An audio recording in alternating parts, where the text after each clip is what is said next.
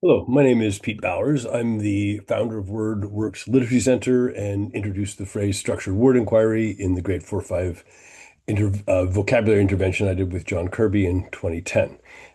This is a video showing folks who are subscribed to the Real Spelling Toolbox, which is the resource I first encountered in 2001 that got me going in this work, and especially to help people see a new tool that you get when you register, which is an enhanced search engine, which allows you to find what you're looking for in the toolbox much more easily.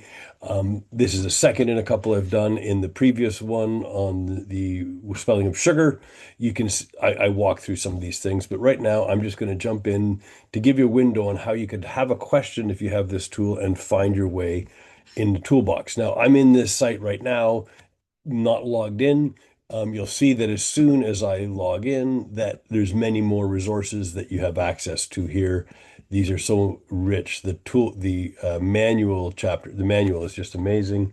The matrices, real script, there's so many resources. Um, the main one that people kind of know about, and it's really helpful to understand, is this overview where you can see the real spelling themes that make up a key part of the toolbox, but there's much more to it. But this is where people are often looking for information off the start. So let's go ahead and dive into a question. So, for example, um, there's a word that peop comes up a lot that in SWI came up to me quite a while ago, and I just thought it was interesting, and that's with the word refugee. And so a common question that people encounter is, wait a second, is refugee, is that a base or is it complex? So I'm just going to ask that question. Um, can you tell me about the word refugee? Now, I'm don't expect this question to be particularly effectively written. So I'm going to hopefully it kind of comes with a not a great one, and I'll show you how you can refine your question to see if to get to better options. Oh, well, this one turns out to be discussed. It's in the something about the spelling of coffee. Oh, look at this. The suffix is Y, I-E, double E describes those are also, I'm being told there's a suffix. That double E is a suffix. That looks like the best one to look at. But I also notice I might need to look about terms bound, base, and more about etymology. So when you ask a question, you can be pulled in many directions, but for the most direct response, it looks like this is going to be my best call. So I click on that, and it takes me to the theme, one of those um, boxes you saw in the overview chart.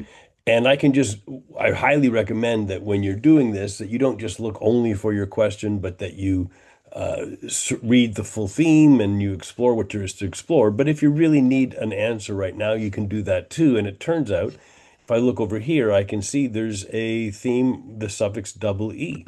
So that we'll see if that works for refugee. So I come here and I see that. Now I notice I looked before, there's an interesting little typo that we're going to have to fix up. It says the suffix double E, the phoneme E, that's the pronunciation, in final position and stressed of an English word will be spelled double E. Here are a few some such words. So that dash shouldn't be there because he's talking about a grapheme here. In agree, disagree, jamboree, decree, chimpanzee. This digraph also functions as the final suffix double E. So that's a key piece of information to realize. Of course, you can have a grapheme that's also a suffix. The S is a grapheme and a suffix too. And then here we see examples of the word referee, committee, employee, and there's our refugee. And we see that actually refuge is beneath that, and there's a double E replacing that E. I happen to know this word, and there's actually an RE prefix in here. If you go into deeper, you could figure that out. But so we can see that we've got a quick understanding of our what we're looking for. The other thing that I want to point out, take a look at this information. Beware of the spelling bin, B-E-E-N. It is analyzed B-E plus E-N. So when people describe bin as an irregular word because the double E is representing something other than E, it's a mistake with this word because there is no double E digraph in this word because there's a plus sign between it. So I hope that gives you a bit of an idea of another way of making use of the toolbox. And I'll make a few more of these so you get a sense of the kind of material that's in here. Thanks.